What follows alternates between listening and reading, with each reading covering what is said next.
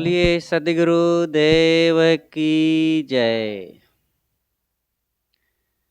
परम पूज्य श्री साहेब जी, मंगलमय पूजनीय संत समाज,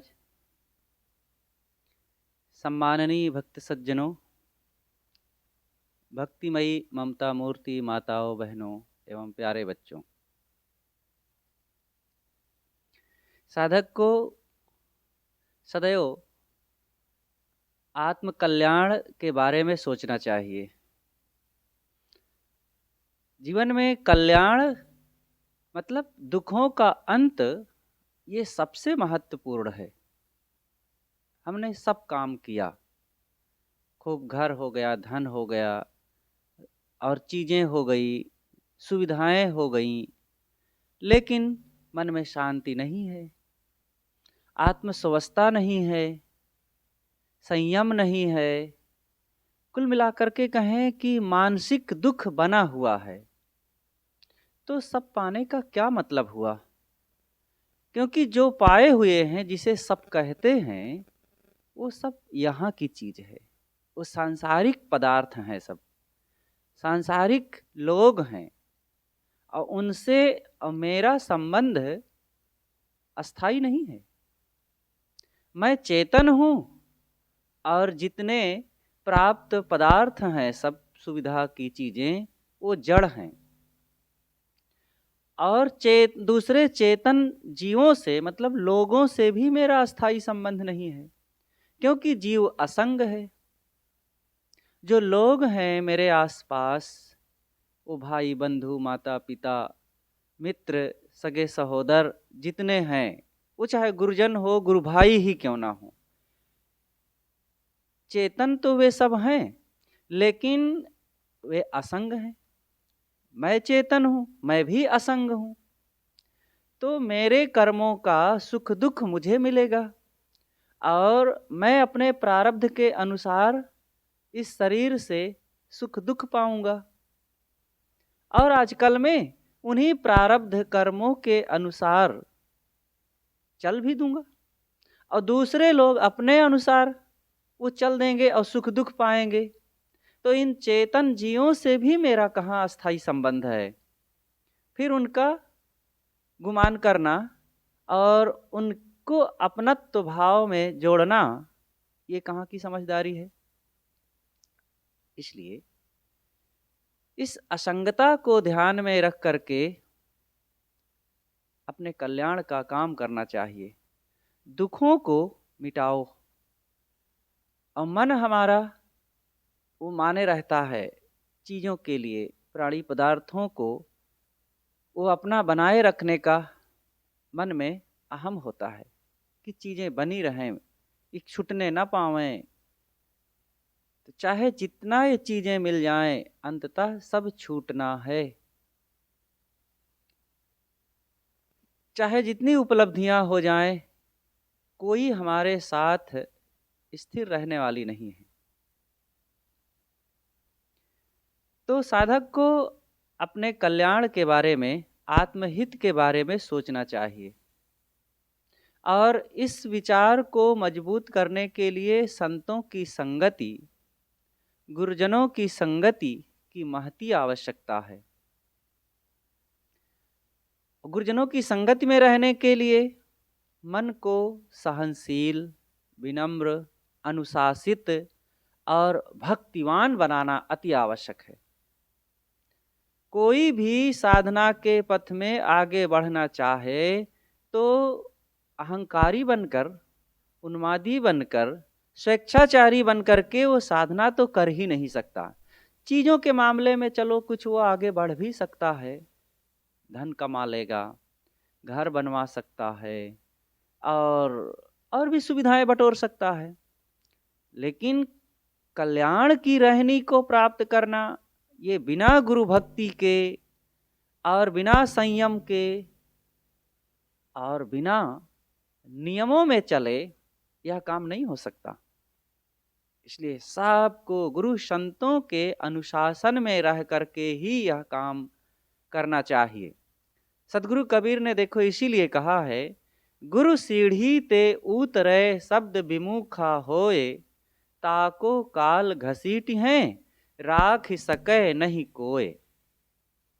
गुरु सीढ़ी मतलब गुरु न्याय, गुरु मर्यादा, गुरु अनुशासन से जो अलग होगा वो सीढ़ी, क्योंकि सीढ़ी से ऊपर चढ़ा जाता है।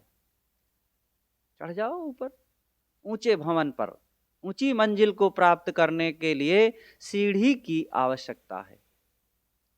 तो सदगुरु कहते हैं, गुरु सीढ़ी ते उतरे, शब्द विमुखा होए। जो सीढ़ी से उतर पड़ेगा, छोड़ देगा उसको, और शब्द विमुखा होए, शब्द निर्णय के शब्द, गुरु नियम, गुरु न्याय से वो अलग हो जाए, ज्ञान के उन वचनों को छोड़ दे, उनका पालन ना करे, तो क्या होगा?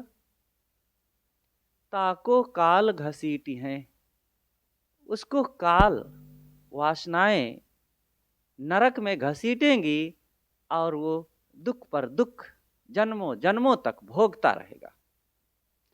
काल का अर्थ यहाँ पर क्या है? काल का मतलब केवल मौत की बात नहीं है। सामान्यतः मौत के लिए लोग याद कर लेते हैं कि वो तुरंत मर जाएगा। मर क्या जाएगा? वो जब प्रारब्ध समाप्त होगा तब मरेगा। काल का अर्थ है वासनाएं, काल का अर्थ है समय। तो वासनाएं उसको परेशान करेंगी। मृत्यु भी है, लेकिन यहां पर मृत्यु उस अर्थ नहीं है काल शब्द के लिए। यहां अर्थ है वासनाएं, मनोविकार। जो साधक गुरु संतों की संगत से दूर होगा और उनके अनुशासन, उनके नियमों से अलग होगा, स्वेच्छाचारी बनेगा, मनमानीपन करेगा, तो फिर काल तो घसीटेंगे, वासनाएं तो परेशान करेंगे ही। तो साधक के लिए आवश्यक है कि सदैव गुरु न्याय से रहे, गुरु के ऐन में रहे, गुरु के घेरे में रहे, गुरु मर्यादा में रहे। सबकी अपनी जरूरत है मर्यादा की। हर जगह नियमों का पालन करके ही वहां की व्यवस्था बनी रहती है और काम अच्छा होता है। देखो, फौज में अपने उसके नियम होते हैं ना। जो कमांडर कह देता है बस वो सिर पर होता है। अपने से उसमें बहुत अकल नहीं लगाया जाता है कि क्यों कह दिए, ऐसा ना करें तो क्या हर्जा होगा, और ऐसे कर लें तो क्या हर्जा होगा, और आज ना करके कल करें तो क्या हर्जा है, क्यों इतना प्रेरित कर रहे हैं, हमें प्रेषित कर रहे हैं। ऐसा कभी कोई कहता है सैनिक? कमांडर कह दिया तो कह दिया, आपको वो काम करना है, बस चुपचाप उसको स्वीकार कीजिए। ऐसे ही जो हमारे गुरुजनों ने, महापुरुषों ने एक नियम बनाया है, सिद्धांत बनाया है कि साधक को गुरु भक्ति में रहना चाहिए, मर्यादा में रहना चाहिए, संयमित जीवन जीना चाहिए, अहंकार का त्याग करना चाहिए, मनोविकारों से ऊपर उठो, उनका त्याग करो, सद्गुणों को धारण करो और दया, क्षमा, सत्यशील आदि को अपनाओ, सहनशील बनो। ये क्या है? यही तो है लक्ष्मण रेखा। लक्ष्मण जी रेखा खींच दिए थे सीता जी के लिए ना, और कह दिया था कि हे माते, इस रेखा के बाहर मत जाना, नहीं तो ये जंगल की जगह है, यहाँ पर खतरे हैं, और आप कह रही हैं तो मैं जा रहा हूं भैया के पास, लेकिन मेरी इस बात को ध्यान में रखना। और सीता जी नहीं मानी, रेखा के बाहर चली गई। और रेखा के बाहर गई तो क्या हाल हुआ फिर? रावण पकड़ ले गया और रावण के चंगुल में फंस करके महीनों महीनों रोती रही, दुख पाई। यहां केवल वो एक सीता की बात नहीं, सभी सीताओं की बात है, मतलब सभी सुखी चाहने वालों की बात है।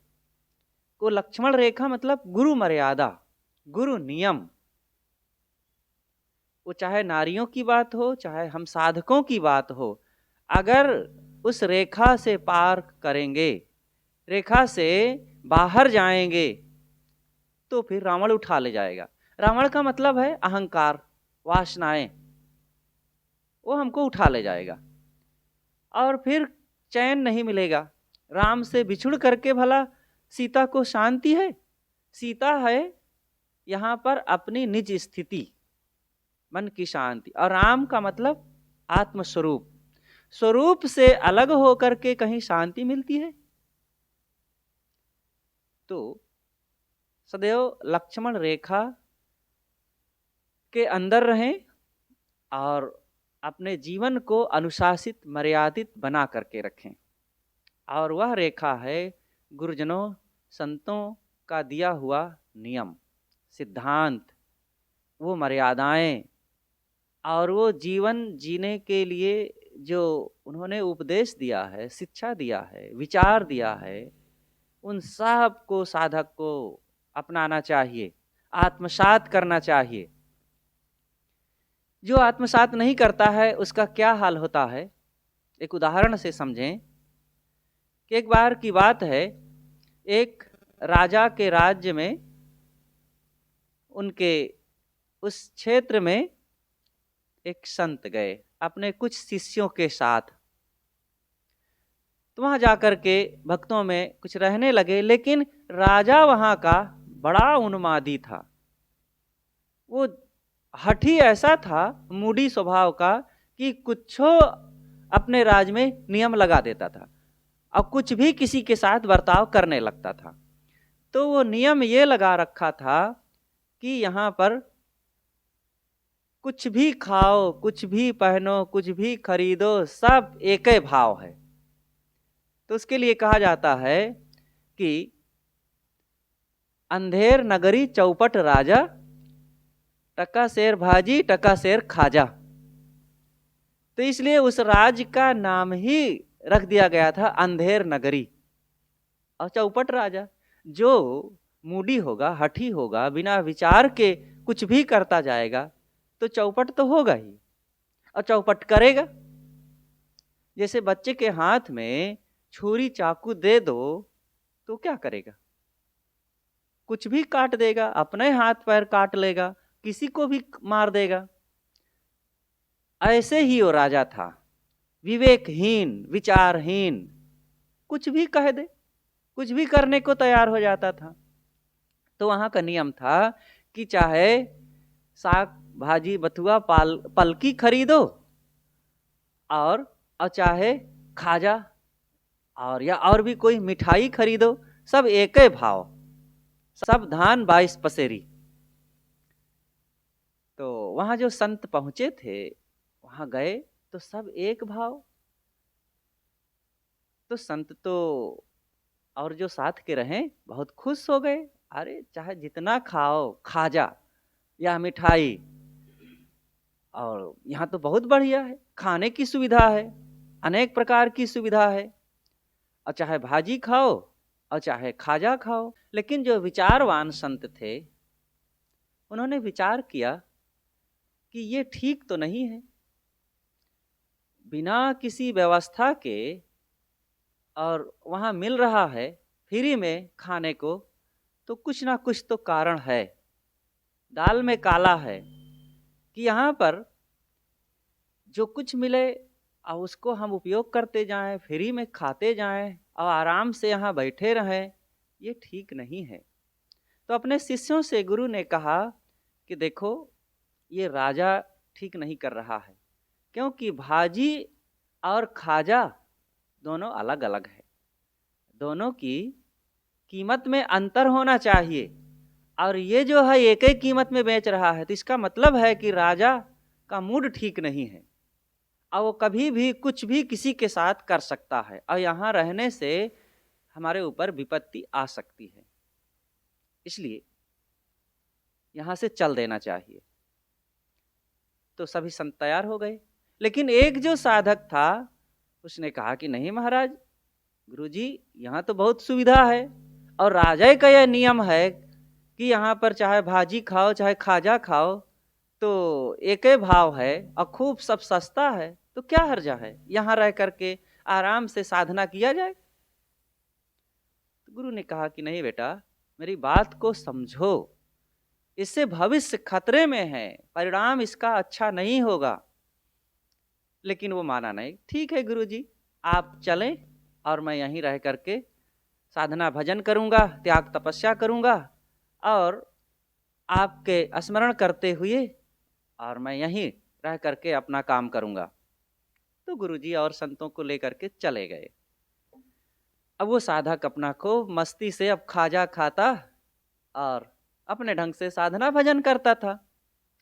ऐसे करते हुए समय बीत रहा था। एक दिन की बात, एक चोर आया और एक व्यक्ति के घर में घुसना चाहा और जैसे ही वहां पहुंचा, दीवार को थोड़ा सा काटा और घुसना चाहा, तब तक दीवार गिर गई और दीवार गिर जाने से चोर उसमें दब गया और मर गया। सुबह हुई, राजा को पता चला और राजा ने कहा कि भाई ये कैसे मर गया। अब उनको क्या पता कि ये चोर था कि क्या था। अब वो व्यक्ति दीवार गिरने से मर गया।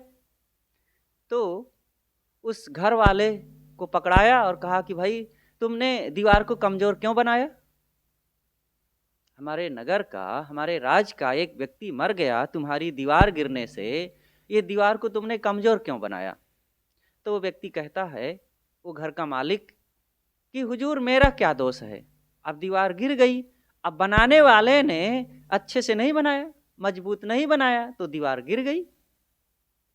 तो राजा ने उस व्यक्ति को छोड़ करके उस दीवार को, मकान को बनाने वाले को बुलाया और कहा कि तुमने मकान को कमजोर क्यों बनाया, इस दीवार को कमजोर क्यों बनाया, और दीवार के गिरने से देखो एक व्यक्ति हमारा मर गया। तो उसने कहा कि हुजूर मेरा दोष नहीं है, जो गारा बना रहा था, अब पहले सीमेंट का जमाना थोड़े था, मिट्टी के गारे से दीवार जोड़ी जाती थी। तो उस मिस्त्री ने कहा कि जो गारा बना रहा था वो पतला गारा बना दिया, कमजोर बना दिया और इससे दीवार अच्छी ना बनी, मजबूत नहीं बनी, तो दीवार गिर गई। तो राजा ने उस गारा बनाने वाले व्यक्ति को पकड़ा और कहा कि तुमने ऐसा क्यों किया, और तुम्हारे ऐसे करने से हमारे नगर का एक व्यक्ति मर गया और तुम्हारी फांसी होगी, तुम्हें कठोर दंड मिलेगा और कारावास के पश्चात फांसी की सजा होनी है। तो वो भी विचार किया और कहता है कि राजन मेरा दोष इसमें नहीं है, जब मैं गारा बना रहा था उसी समय एक महिला अनेक वस्त्राभूषणों से सज करके वो छम छम करते हुए इधर से गुजरी और मेरी नज़र उधर चली गई, तो गारा में पानी ज़्यादा हो गया और गीला हो गया, तो अब मेरा क्या इसमें दोष है, वो स्त्री इधर से क्यों निकली इतना सज धज करके। तब राजा ने सोचा कि ठीक कह रहे हैं, वो स्त्री को पकड़ना चाहिए क्योंकि उसी की गलती है।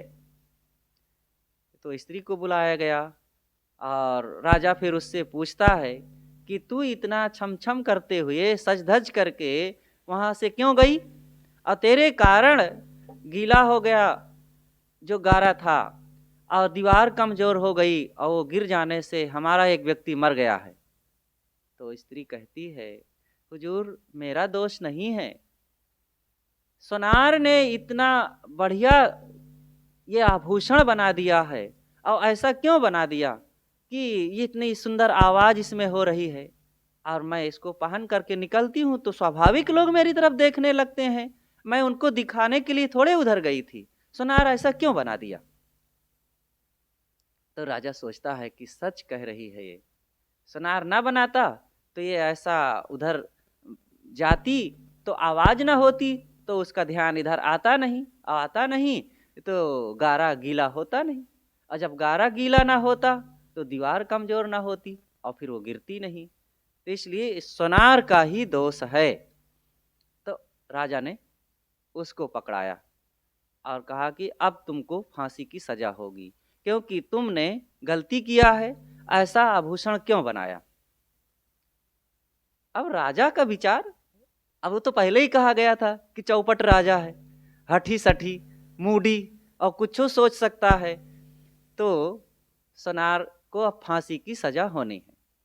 तो ले जाया गया काल कोठरी में फांसी पर चढ़ाने के लिए। अब फांसी पर चढ़ाए तो रस्सी टूट जाए और फांसी हो ही ना, वो मरा ही नहीं। तो राजा ने फिर से पूछा कि भाई फांसी क्यों नहीं हो रही है।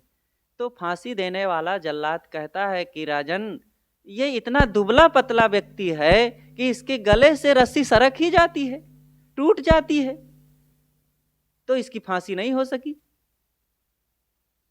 तो राजा ने कहा तो फिर कैसे होगी फांसी। कहें अब ये दुबला पतला है, अब इसको क्या फांसी चढ़ाना, ये रस्सी इसमें काम नहीं करती है। तब राजा ने कहा तो फिर मोटे ताजे व्यक्ति को पकड़ो और उसकी फांसी होनी चाहिए। ये हमारा एक व्यक्ति मर गया है, कोई साधारण जुल्म थोड़े हुआ है। तो फिर अब मोटे ताजे व्यक्ति की खोज करनी पड़ी। तो खोजा गया तो वही साधु निकला जो बहुत दिनों से खूब उस राज में खाजा खा खा करके खूब शरीर को बना रखा था, अब मोटा ताजा हो गया था। तो उसको बुलाया गया कि भाई तुम्हारी फांसी होनी है, क्योंकि तुम मोटे ताजे हो और राजा ने तुम्हें ही कहा है कि जो मोटा ताजा हो उसको फांसी दो। अब तो परेशान हो। राजा ने कहा कि देखो तुम्हारी तो फांसी होनी ही है, अब जिसकी याद करना हो, जो तुम्हारी अंतिम इच्छा हो तो बता दो, हम तुम्हें वो चीज़ खिला देंगे, उस व्यक्ति से मिला देंगे और वो सब तुम्हारी अंतिम इच्छा को पूरी की जाएगी। अब वो तो चिंता में पड़ गया, बहुत परेशान। अब उसे गुरु की याद आई कि गुरु जी ने कहा था कि यहाँ से चल देना चाहिए समय रहते, नहीं तो एक ना एक दिन विपत्ति आएगी। तो गुरु जी की याद किया कि मैं गुरु जी से मिलना चाहता हूँ। गुरु जी को बुलाया गया खोज करके, गुरु जी आए। तब गुरु जी ने कहा कि तुम गलती तो बहुत किए हो, लेकिन ठीक है चलो, अब हो तो मेरे ही शिष्य, अब तुम्हारे लिए कुछ ना कुछ तो उपाय करना ही पड़ेगा, क्योंकि ये हठी राजा के चक्कर में पड़ गए हो तो ये राजा तो कुछ भी कर सकता है, लेकिन अब मेरी जिम्मेदारी भी है कि तुम्हें बचाऊं मैं।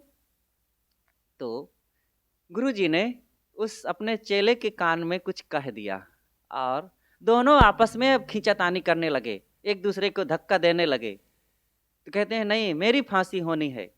तो गुरु कहते हैं नहीं नहीं तेरी नहीं, मेरी फांसी होनी है। और ऐसा एक दूसरे से आपस में खूब कहासुनी करने लगे।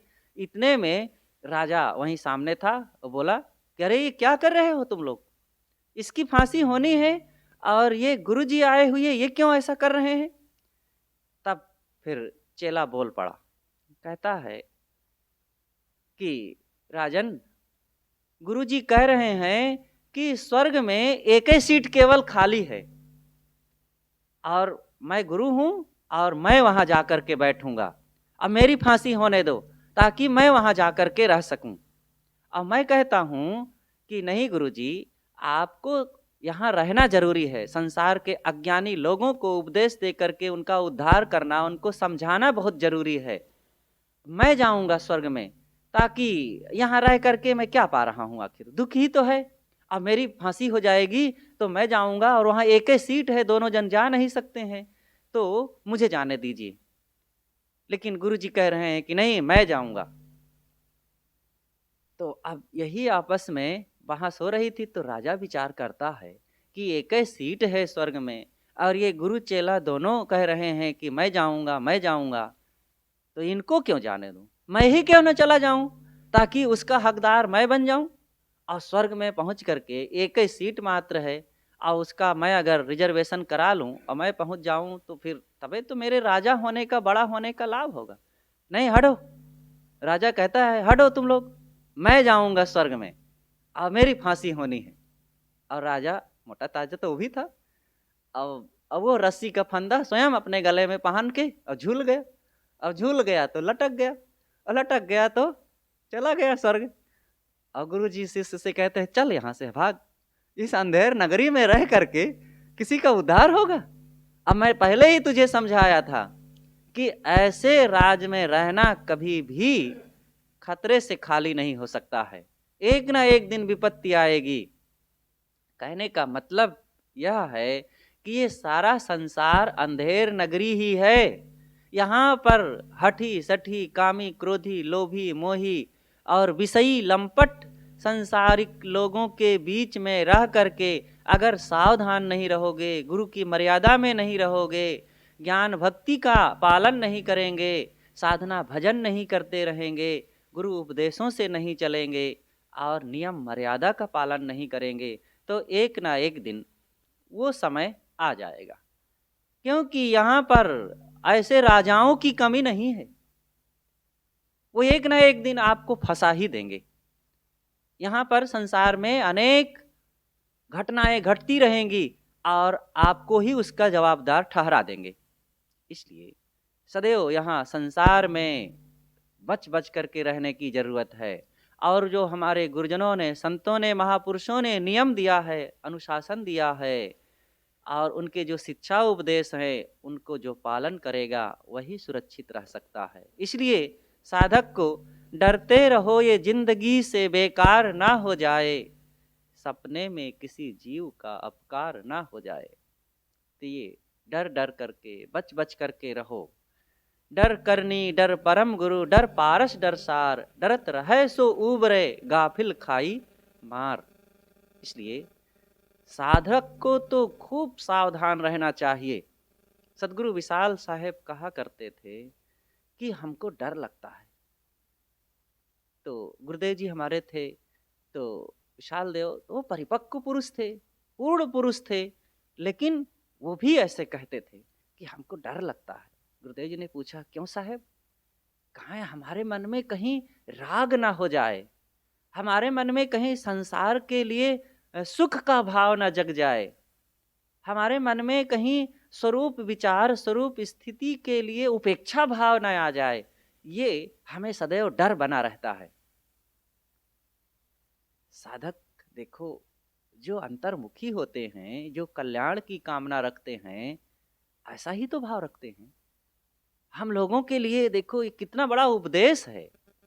उनके इस आत्म संयम और आत्म अनुशासन, स्वचिंतन के इस छोटी सी बात से कितना बड़ा उपदेश मिल जाता है। जब इतने पूर्ण पुरुष इतने सावधान रहने के लिए तत्पर हैं और वे डर रहे हैं कि हमारे मन में कहीं राग ना आ जाए, आसक्ति ना आ जाए, संसार के लिए सुखाभास ना आ जाए, तो हम लोगों को क्या करना चाहिए?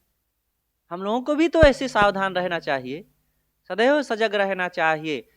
सदगुरु कबीर साहब ने कहा है, कबीर संगत साधु से थर थर कापे देह, कबहुक भाव कुभाव ते जनि घट जाए सनेह। सदगुरु कहते हैं कि संगतों की संगति से, संगतों की संगति में रहते रहते मेरी देह थर थर कांप रही है कि कहीं मेरे मन में कोई भाव कुभाव न जग जाए कि जिससे मैं दूर ना हो जाऊं ऐसे संतों की संगत से। इसलिए साधक को सदैव सेवा, स्वाध्याय, साधना, भक्ति और वैराग्य में लग करके अपने कल्याण कार्य को पूर्ण करते रहना चाहिए। इसमें ढिलाई नहीं होना चाहिए। व्यवहार में एक बार कभी कोई कमी भी हो जाएगी तो चल जाएगा, लेकिन परमार्थ कार्य में अगर हम ढीले होंगे तो फिर कहीं के नहीं रह जाएंगे। इसलिए जो खास उद्देश्य है उस पर अपनी समय और शक्ति का फोकस अधिक से अधिक साधक को देना चाहिए। और ये सभी शांति इच्छुकों के लिए यही परम कर्तव्य है। और क्या लाभ है यहाँ पर? किस लाभ के लिए अपने इस कार्य को ढीला किया जाए? मैंने सदगुरु कबीर साहब की वो साखी उठाया था कि गुरु सीढ़ी ते उतरे शब्द विमुखा होए, ताको काल घसीट हैं राख सके नहीं कोय।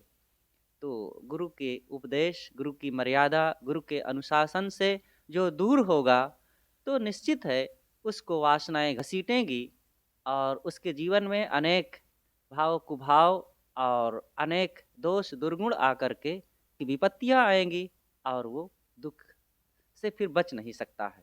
सदगुरु कबीर साहब की इस साखी पर आज कुछ चर्चा की गई। बहुत ही कल्याणकारी विचार इस साखी से उभरता है।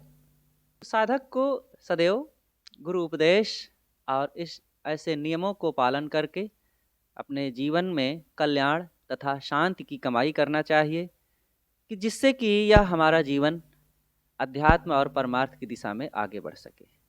बोलिए सद्गुरुदेव की जय।